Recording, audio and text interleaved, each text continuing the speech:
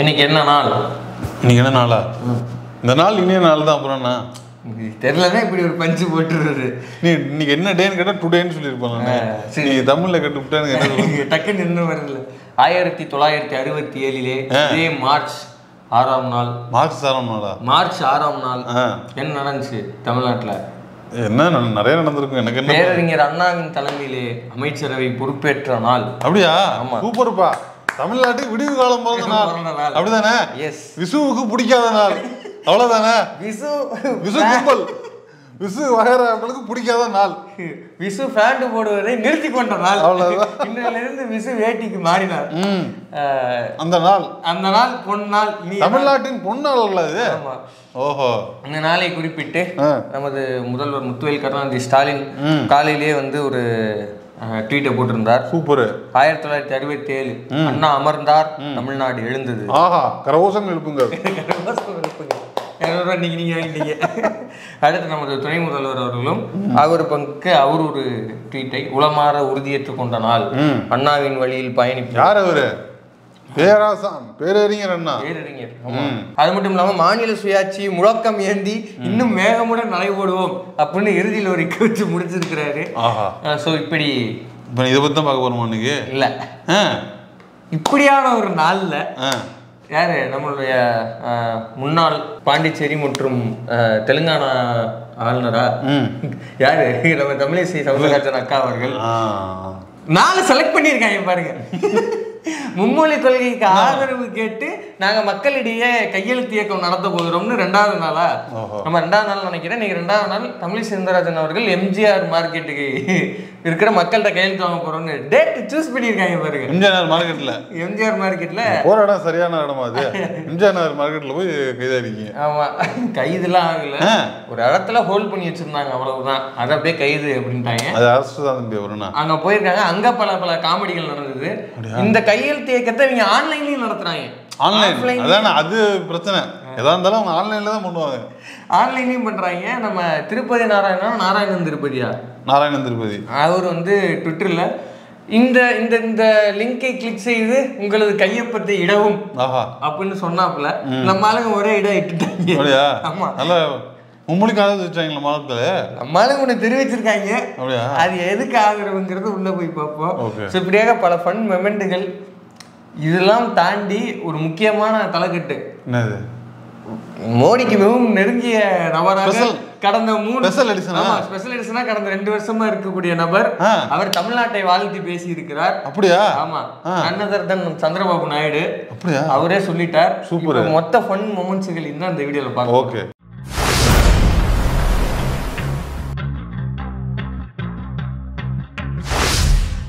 இந்நாள் இனிய நாள், பொன்னாள். நன்னாளிலே அண்ணா பதவியேற்ற நன்னாளிலே முன்மொழி கொள்கை ஆதரித்த சென்னை எம்ஜிஆர் நகர் மார்க்கெட்டில் பாரதிய ஜனதா கட்சி சார்பாக மும்மொழி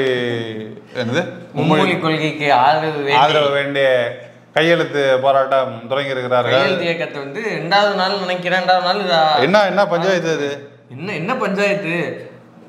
உரிய அனுமதி வாங்கல. இது மறியலா? அனுமதி வாங்கல. மறியலா ஆர்ப்பாட்டமா? எதுக்கு நாங்க அனுமதி வாங்கணும் அப்படின்னு முன்னாள் மேதகு ஆளுநர் அவர்கள் கேட்கிறார். ரொம்ப சிம்பிளான விஷயம். நீங்க யாரு? அவங்க குமரேனந்தன் பொண்ணு, வசந்தகுமாரோட தங்கை. அது மட்டும் இல்லாமல் பாரதிய ஜனதாவின் மாநில தலைவராக இருந்தவங்க தமிழ்நாட்டுக்கு. அது தவிர அவங்க வந்து அடிப்படையில் அவங்க ஒரு மருத்துவர். ஆமா, ஓகேங்களா? இவ்வளோ சிறப்பு இருக்கு அவங்களுக்கு. இவ்வளவு குட் விஷயங்கள் இருந்தாலும் கூட அவங்க பாஜக இருக்காங்க அப்படிங்கிறது மட்டும் தவிர்த்தால் நன்றாகவே இருக்கும். எனக்கு டக்குன்னு நேற்று கூட்டத்தில் இந்திரா அண்ணன் பேசுறதுதான் ஞாபகம். அம்பத்தூர் ஸ்டேட்ல வந்து கூட்டத்தில் தமிழ் தாத்தா குமரி ஆனந்தனுக்கு பொண்ணாங்க அப்படின்ற ரேஞ்சுக்கு பேசிட்டாரு. மிகவும் நன்றாக இருந்தது. நமது தோழர் வேணுகோபால் அவர்களுடைய சேனல்ல அந்த வீடியோ இருக்கிறது. வாய்ப்பு இருப்பவர்கள் அதையும் பாருங்க. மேட்டர் ஆஃப் கண்டென்ட் என்ன அப்படின்னா, மக்களிடையே சட்டத்தை மீறி நீங்க கூட்டத்தை கூட்டிட்டீங்க, அதனால வந்து நீங்க போய் கையெழுத்து வாங்குறதோ பிரச்சனை கிடையாது. பல்வேறு விஷயத்துக்கு பல்வேறு அமைப்புகள், ஜனநாயக அமைப்புகள் வந்து கையெழுத்து வாங்கி இருக்குது. ஓகேவா? உரிய பர்மிஷன் வாங்கணும். அவங்க போறவங்க ஒரு 4 பேர் 5 பேரா போவாங்க, போய் கையெழுத்து போடுவாங்க, கேட்பாங்க, கையெழுத்து போடுவாங்க, வருவோம். இதெல்லாம் நடக்கிறது தான். ஏன் முன்னாடி இதே சிஏஏக்கு எதிராக இன்றைக்கு இருக்கக்கூடிய தமிழ்நாட்டின் முதலமைச்சர் மு.க. ஸ்டாலின் அவர்கள் அப்போது எதிர்கட்சி தலைவராக இருந்தப்போ இதே போல கையெழுத்து இயக்கத்திலாம் நடத்திருக்கிறாரு. பிரச்சனை அது கிடையாது. நீட்டுக்கு நடத்திருக்கிறாங்க. இப்போ துணை முதல்வர் தலைமையில நீட்டு அது ஒரு ஃபன் தான், ஒன்றும் தப்பு இல்லை. அதுலலாம் யாருமே தப்பு. அது மக்கள் இயக்கம் தான். நீங்க இருந்து யார்? நீங்க வந்து ஒரு முன்னாள் ஆளுநர், உங்களுக்கு ஒரு வெயிட்டேஜ் இருக்குது. நீங்க வந்து அவங்க கூட ஒரு 10 பேர் வருவாங்க, அந்த 10 பேரு கூட ஒரு 5 பேர் வருவாங்க, மொத்த பாஜக 25 பேர் உங்க கூட வந்து நிப்பாங்களா? நோ, இதைத்தான் நான் உண்மையா கண்டிக்கிறேன். நீங்க வந்து இப்ப போயிட்டதுனால போலீஸ் உங்களை வந்து கூட்டமா கூட்டிட்டீங்கன்னா உங்களுக்கு பெருமையா இருக்குது. ஆஹா, போலீஸ் நம்மளை பார்த்து பயந்துருச்சுடா நம்ம கூட்டத்தை பார்த்து. அதெல்லாம் ஒண்ணுமே கிடையாது. எம்ஜிஆர் நகர் மார்க்கெட்ல 5 பேர் சேர்ந்தாப்புல போனாலே டிராபிக் ஆகி போயிடும். அதனால மக்களே நம்பாதீங்க. நீங்க கூட்டமாலாம் போல, 6 பேர் சேர்ந்து போனாலே இந்த இடத்துல டிராபிக் ஆயிடும். அதனால போகாதீங்க. அந்த அடிப்படையில தான் போலீஸ் சொல்லியிருக்குது. இந்த மேட்டர் ரொம்ப சிம்பிள். இவங்க போயிருக்கிறது, இவங்க ஒரு 10-15 பேரோட போறாங்க. சொல்லாத 6 பேர் போனாலே டிராபிக் ஆகும். இப்போ இவங்க போறாங்க, இவங்க என்ன நோக்கத்துக்காக போறாங்க? தமிழ்நாடே எதிர்க்கின்ற, தமிழ்நாட்டில் இருக்கிற பாஜக தவிர மீதி எல்லா அரசியல் கட்சியும் எதிர்க்கிற, சரி பாஜக நாம் தமிழர் தவிர மீதி எல்லோரும் எதிர்க்கின்ற மும்மொழி கொள்கைக்கு ஆதரவு தெரிவிச்சு. இல்ல நாத்தாக்கா 2 மொழி கொள்கை தான் இருக்குது. 2 மொழி கொள்கையா? வரைவறிக்கையில் என்ன இருக்கு? நாங்க போய் பாக்குறோம். வரைவறையில மும்மொழி கொள்கை தான் இருக்கு. மும்மொழி கொள்கை தான் அவன் பேசுறான். அவன் சும்மா ஒரு ஒப்புக்கு பேசிட்டு இருக்கான், விட்டு தள்ளுங்க. இப்ப இப்படி தமிழ்நாட்டுக்கு விரோதமான ஒரு விஷயத்த தமிழ்நாட்டு மக்களிடமே போய் கேட்கறீங்கன்னா இதற்கு எதிர்ப்பு கருத்து இருக்கிறவங்க இருப்பாங்க. உங்களுக்கு ஆதரவு கருத்து இருக்க சங்கிகள் இருப்பது போல எதிர்ப்பு கருத்து இருக்கிற மக்கள் இருப்பாங்க இல்லையா? அப்ப இந்த மக்கள் ஏதாவது எதிர்வினையாற்றுறாங்க, திட்டுறாங்க, வைக்கிறாங்கன்னா, கொந்தளிச்சிட்டாங்கன்னா என்ன பண்றது? அப்ப அங்க ஒரு சட்ட ஒழுங்கு பிரச்சனை வரும். கரெக்ட். சோ இதெல்லாம் முன்கூட்டியே சொல்லுங்க. இது எப்படி புரிஞ்சிக்க முடியும்னா, நேத்து வந்து அனைத்து கட்சி கூட்டம் கூடுறாங்க. அதுல தமிழ்நாட்டை சேர்ந்த 58 கட்சிகள் வந்து 55 கட்சிகள் வந்து கலந்துச்சு. அப்படின்னா என்ன அப்படின்னா தமிழ்நாடே வந்து கலந்துட்டு தான் அர்த்தம். தமிழ்நாட்டின் பிரதிநிதிகள் வாக்களிக்கப்பட்ட அந்த எல்லாரும் அவங்க தான் அந்த 55 பேர் தான் வாக்களிச்சிருக்கிறாங்க. அவங்க எல்லாரும் சார்பாக அங்கே போய் உட்காந்துருக்கிறாங்க. ஒரு சின்ன குரூப் மட்டும் வரல. அவங்க யாருன்னா ஒரே கட்சி தான், ஒரே பாஜகவினுடைய தமிழ்நாடு பிரிவு நாம் தமிழர், நான் இவரு ஒரு வாட்ஸ்அப் குரூப் தென் மாநில பிரிவு புதிய தமிழகம், பாரதிய ஜனதா தஞ்சாவூர் பிரிவு தமாக. என்னடா அந்த ஊர் தான் டக்குன்னு எனக்கு வரல, அதான் ரொட்டேஷன்ல இருந்தேன். அதான் ஒவ்வொன்றுக்கும் ஒரு பிரிவு இருக்குல்ல, பிரிவு இருக்கு, மாகாணம் இது இருக்குல்ல, அந்த மாதிரிதான் அவங்க வரல. அதனால இவங்க எல்லாம் தமிழ்நாட்டு மக்களுக்கு சம்பந்தம் இல்லாதவர்கள்.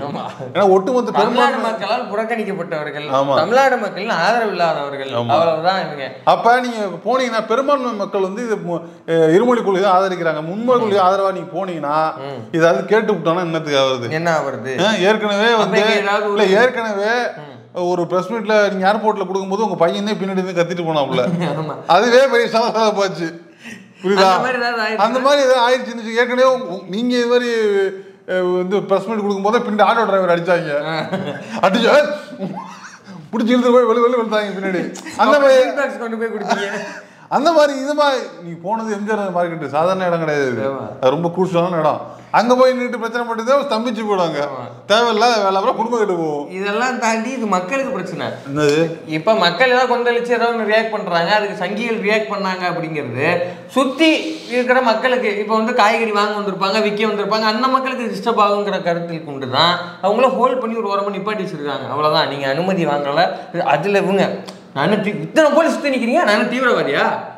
போலீஸ் சுற்றி நிற்கிறவங்கெல்லாம் தீவிரவாதின்னா அப்புறம் SPG, Z+ security, Y+ security, இவ்வளோ செக்யூரிட்டியோட போகிறார்களே கேபினெட் அமைச்சர்கள், ஒன்றிய அமைச்சர்கள், இணை அமைச்சர்கள், முதல்வர், பிரதமர், இவங்கெல்லாம் யார்? அப்புறம் அப்போ அவங்கெல்லாம் என்ன சொல்றீங்க? ஏன் இவ்வளவு காலமா போலீஸ் சுத்தினாலே தீவிரவாதி தானா? அப்ப 6 மாசத்துக்கு ஒரு 6 மாசம் இருக்குமா, ஒரு 6-7 மாசம் முன்னாடி வரைக்கும் உங்களுக்கு கூட தான் பாதுகாப்பு இருந்தது.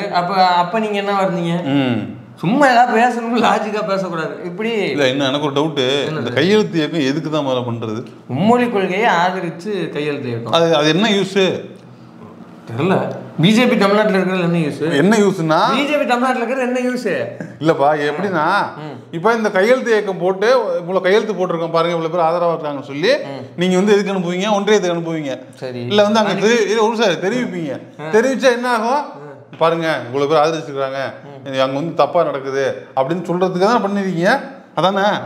இல்ல நான் அதானே நான் கேட்கிறேன். இப்ப நீட்டுக்கு எவ்வளவு பெரிய கையெழுத்து இயக்கம் பண்ணி அனுப்பிச்சாங்க. அந்த கையெழுத்து இயக்கத்தோட பதில் என்ன? நீங்க என்ன ரிப்ளை பண்ணீங்க? இப்போ நீங்க எடுக்கிறது ஒரு 5% கூட கிடையாது. 1% கூட கையெழுத்து வாங்க போறது இல்லை. ஆனால் உதயநிதி ஸ்டாலின் அவர்கள் எழுதி அவர் நீட்டு இயக்கத்துக்கு வந்து ஒரு கையெழுத்து இயக்கம் நடத்தினாரு. அது எவ்வளவு பேர் கையெழுத்து போட்டாங்க? அதோட ரெஸ்பான்ஸ் என்ன?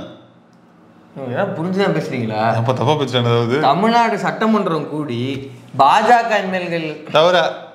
எம்எல்ஏக்கள் தவிர்த்து மீதி இருக்கிற அத்தனை எம்எல்ஏக்களும் ஒருமித்த கருத்தோட ஆதரவு தெரிவிச்சு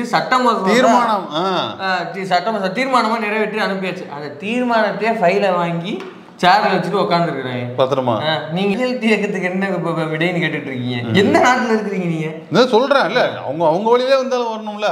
அவங்க தமிழ்நாட்டுல என்னைக்கு தீர்மானம் தயவு செஞ்சு அவங்கள்ட்ட வேஸ்ட் பண்ணாங்க. அவங்க என்னைக்கு தமிழ்நாட்டுல தீர்மானம் நிறைவேற்ற போது கிடையாது. அந்த அப்படி சொன்னா புரியாது அவங்களுக்கு.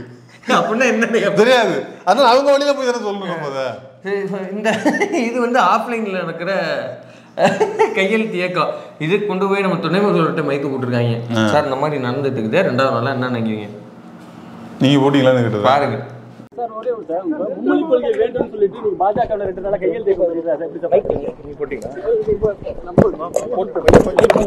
பதில சொல்ல நீங்க போட்டீங்களா? மதிக்க மாட்டேங்கிறாப்ல. அவ்வளவுதான். அதுக்கெல்லாம் பிஜேபி அவர்தான் இதுக்கு முன்னாடி மதிச்சிருக்காரா? கவுண்டர் கொடுத்துட்டு போவாரு. இல்ல அதுக்கு முன்னாடி மதிச்ச இடங்களை காட்டுங்க. நீங்க சொல்லுங்க, எத்தனை இடத்துல அவர் மதிச்சிருக்காரு? பதில் சொல்லுவாரு. இப்பெல்லாம் இன்னும் லெப்டினன்ட்லயே டீல் பண்ற வேலை இருக்குண்ணா. சும்மா உட்காந்துருக்காங்க. இல்ல பான்பராக்க வேண்டி துப்புற வேலை. பல இடத்துக்கு போகணும் செய்யணும். பாத்தியா ஒரு வீடியோ ஒண்ணு எங்க ஊபி சட்டமன்றத்துல அதாவதுங்க, இப்ப நம்ம வந்து வடக்கன்ஸ் வட மாநிலத்தவன் அப்படிலாம் சொல்றதுலாம் அவங்களுக்கு வந்து ஒரு போர்ட்ரேல் கொடுக்கறது. அவங்க வந்து அதெல்லாம் வந்து நம்மளே பெருசா கிடையாது, நமக்கும் கிடையாது.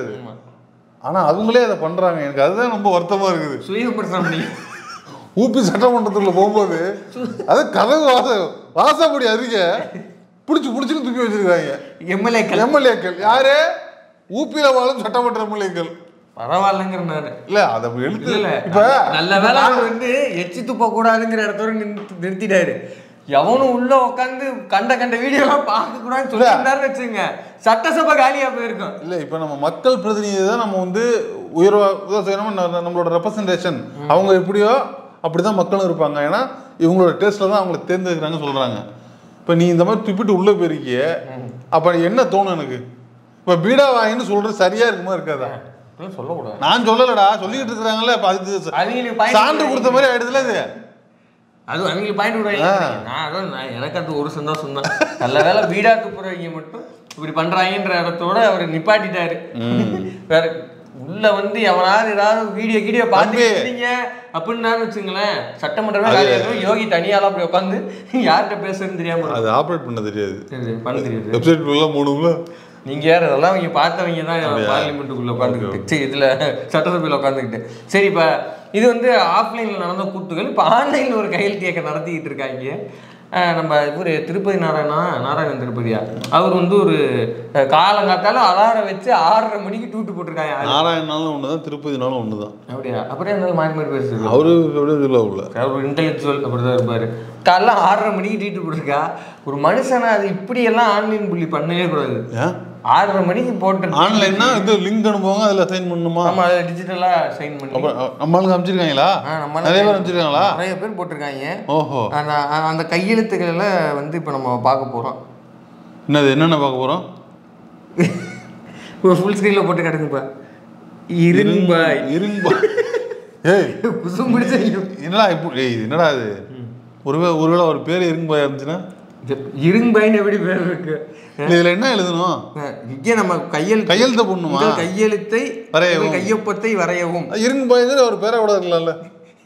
இரும்பாய் அடுத்து பேர் ரொம்ப வெறும் பேரா இருக்கு. என்னது? இந்தி திணிப்பை என்றும் எதிர்ப்போம், தமிழ் வாழ்க, தமிழ்நாடு போராடும், தமிழ்நாடு வெல்லும்.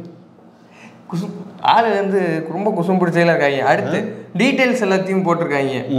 பெயர் Modi Mastan, number 420, mail ID fraud@dubakur.com. அப்போ இவனுக்கு எல்லாம் ஆன்லைன்ல இப்படிதான் இருக்கும் போல இருக்கு. இப்ப இதெல்லாம் பைண்ட் பண்ணி அனுப்பிச்சு விட்டா இத்தனை கோடி பேர் கையெழுத்து போட்டிருக்கான். சரிடா, என்னன்னு கையெழுத்து போட்டிருக்கான்? உண்மையிலுமே கையெழுத்து தானாங்கிறது வெரிஃபை ஆகுமா? இதெல்லாம் கையெழுத்தா வருமா? இருங்க பையெல்லாம் கையெழுத்தா. இப்ப இத பாருங்க, சாணிவாய் சங்கி, நம்பர் கும்பமேளா சாக்கடை, ஹிந்தி தெரியாது, இமெயில் ஐடி ஹிந்தி தெரியாது போடா, கையெழுத்து பாருங்க என்னது மின் கையெழுத்து டெட் சான்ஸ்கிரிட்.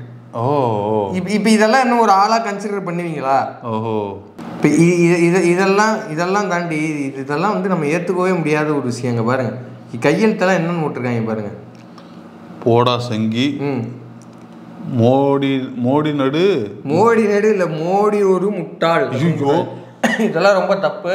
இது வந்து தொடரில் வந்து நான் உண்மையாக கண்டிச்சுக்கிறேன். இல்லை இப்போ இது வந்து இது பொய்ன்னு நம்ம சொல்லுவோம், ஆனால் தமிழிசை வந்து இல்லை எனக்கு தெரியாதா இல்லை நீ உண்மை நீங்க எழுதிருக்கீங்க, நாங்க இல்லைங்க அவர் எழுதலைங்க, ஐயா நீங்க வந்து இல்லை நீங்க அவரை தான் எழுதிருக்கிறீங்க, இல்லைங்க அப்படி சொல்லலங்க இல்லைங்க அப்படின்னா அவங்க ஏத்துக்கிற விட மாட்டாங்க.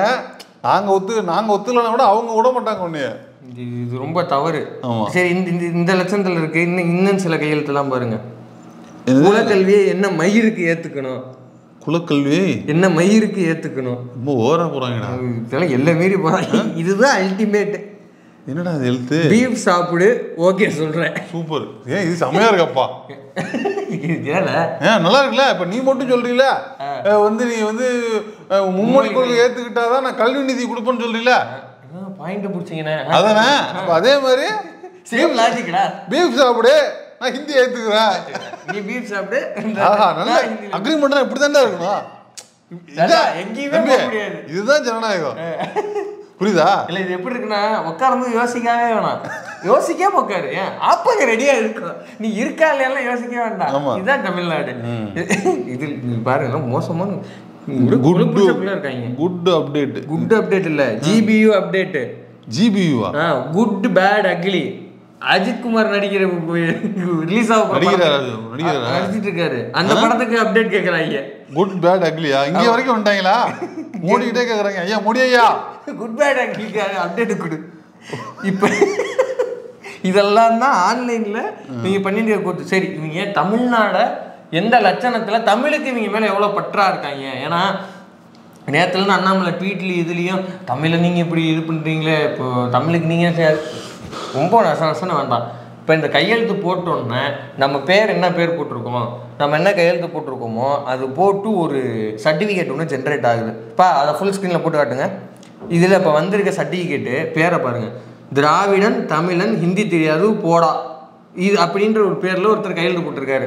அதை இப்போ ஃபுல் ஸ்க்ரீன் நல்லா ஜூம் பண்ணி காட்டுங்க. பேர் என்ன லட்சணத்தில் இருக்குது பாருங்கள்.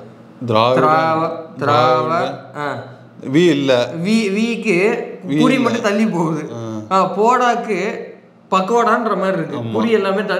இதுதான் இவங்க வந்து தமிழ் மேல் வச்சிருக்கிற பற்று. இந்த லட்சணத்துல தான். இதையே உங்களால சரியா தமிழ்ல உங்களால செய்ய முடியல. ஏன் ஸ்டாச்சு ஆஃப் யூனிட்டின்னு ஒன்று கட்டினாங்கல்ல, அப்படின்னா அதானே சர்தார் வல்லபாய் பட்டேல் சிலை, பட்டேலுக்கு சிலை வச்சாங்கல்ல, அது கீழே உள்ள அதோட கீழே என்ன எழுதிதாங்க தமிழ்ல? என்ன எழுதிதாங்க?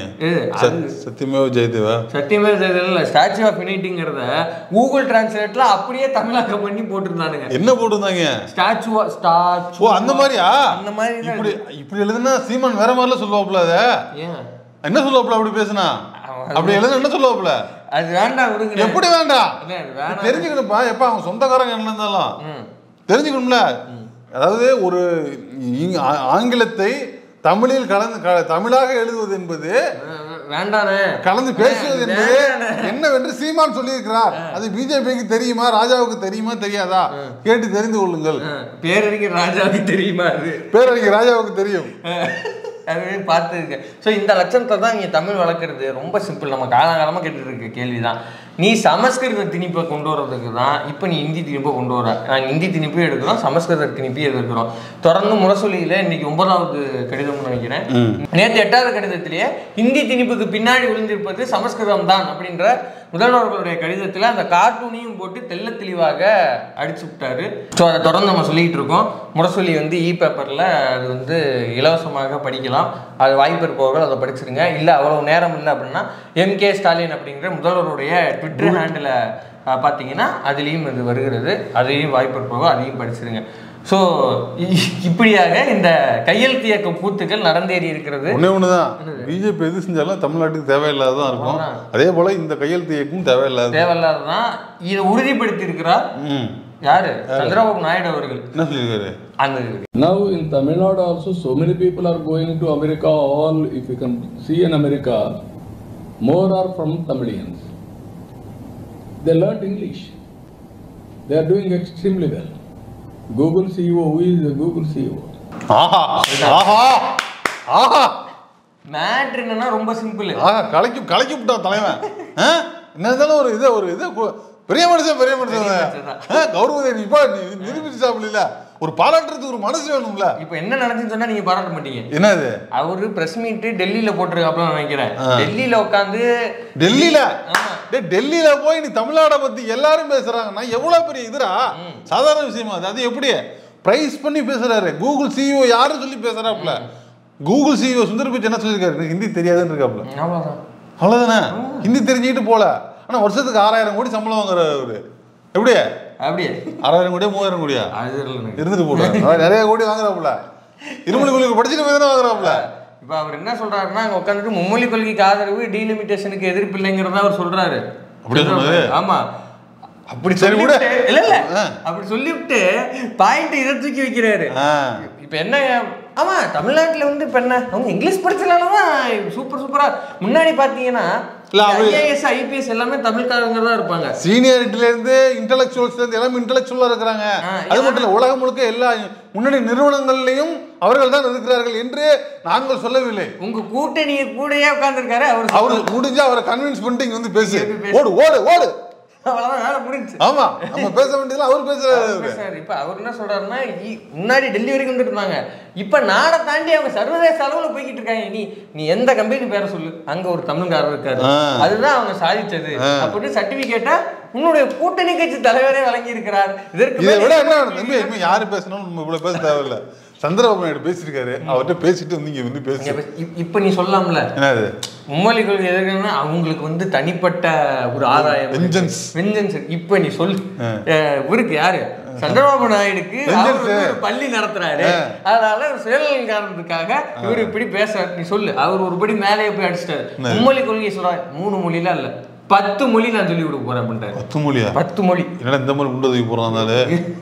எங்க 10 மொழிய யூனிவர்சிட்டிஸ்ல சொல்லி கொடுக்க போறேங்கிறாப்ல. சூப்பரா இருக்கு, செம மைண்ட்ல இது. சங்கிகள் வந்து ஒண்ணு ஆகாசம் ஆயிட்டாங்க. 10 மொழி பாரு, மும்மொழி இல்லடா 10 மொழி திட்டண்டாருன்னு. அவர் வந்து தென் மாநிலத்தக்காரரு, திராவிடர் அப்படிங்கறது இந்த இடத்துலதான் அவர் வந்து ப்ரூவ் பண்றாரு. அவர் ஏத்துக்கிறேன்னு சொன்னாலும் ஒரு இக்கு வச்சு சொல்றாரு, நான் யூனிவர்சிட்டிஸ்ல கொண்டு வர போறேன், என்னோட டிசிஷன்ஸ் இருக்கணும்.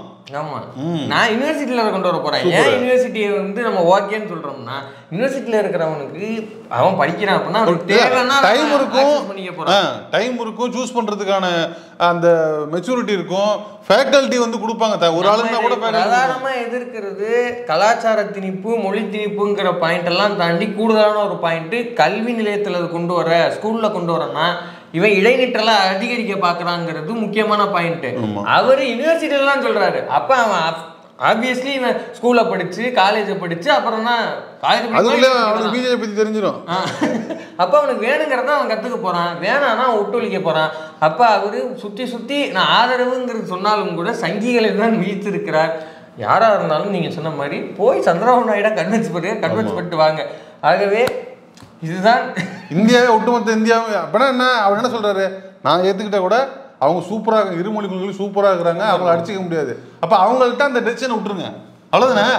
எனக்கு நீ வேணுமா வச்சுக்கோங்க, இருமொழி கொள்கை தமிழ்நாட்டை விட்டுருங்க, அவ்வளவுதானே. அவ்வளவுதானே பஸ். நீங்க எதாவது பேசுறீங்கன்னா அவர்கிட்ட வந்து நேரா பேசிட்டு போடுவோம், அவ்வளவுதான்.